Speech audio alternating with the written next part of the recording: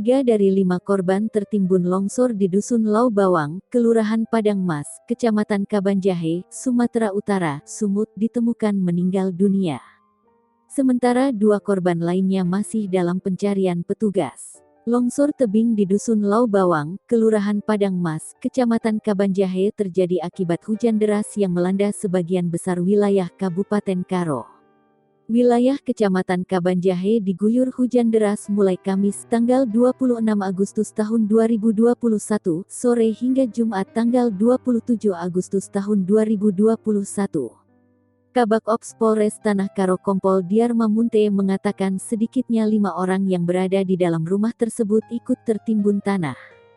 Dari kelima orang yang tertimbun ini 2 diantaranya adalah balita. Diarma menjelaskan, hingga saat ini dari 5 korban, 3 diantaranya sudah ditemukan.